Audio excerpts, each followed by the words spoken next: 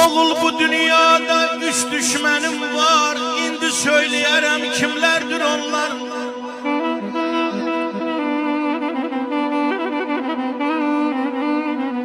Birincisi mənim öz əyalımdır.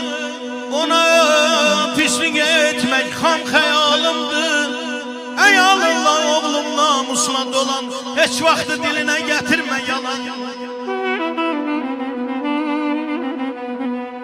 İkinci düşmənim bir yoxsulluqdur. Ona fikir etmə çarəsi yoxdur.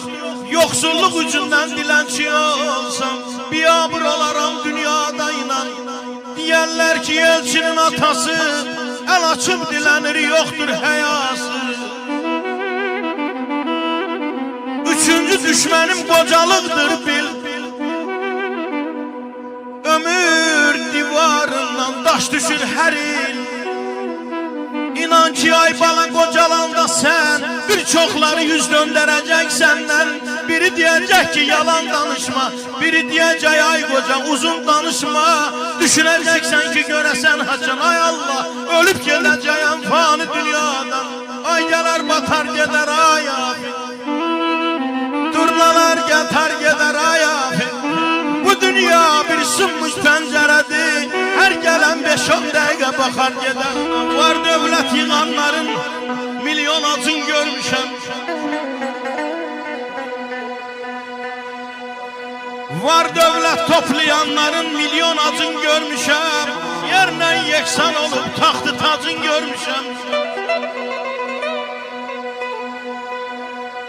Öz atasın anasın qapısından qovan,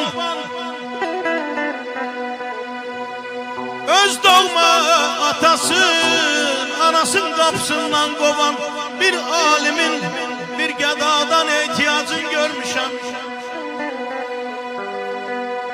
Bir tikə çörək üçün özünü oda atan, bircə yayım yuxaya həsrət sacın görmüşəm. Ovçu olub ömür boyu dağı daşı gəzənin, nə ceyranın, nə kəhliyin, nə turacın görmüşəm. Çox olub ay mənim qardaşlarım, çox olub ay qardaşlarım. Belə dərdə düşənlər nə dərmanı tapılıb, nə əlacın görmüşəm. Əzinə babala Qarabağ, Şəki Şirvana da Qarabağ. Ay dünya cənnətə dönsün, yaddan çıxmaz Qarabağ, ay yaddan çıxmaz Qarabağ.